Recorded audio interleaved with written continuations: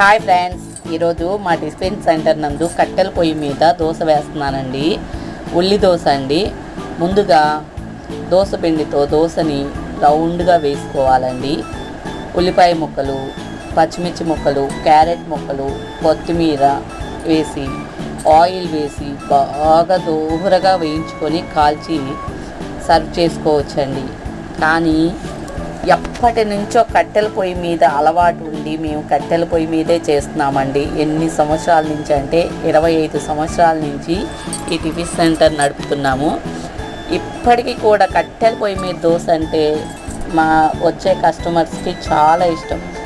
మీకు ఎంతమందికి ఈ కట్టెల పొయ్యి మీద దోశ ఇష్టమో కామెంట్ చేయండి. ఈ వీడియో నచ్చితే లైక్ చేయండి, షేర్ చేయండి, కామెంట్ చేయండి, సబ్స్క్రైబ్ చేయండి. Thank you for watching.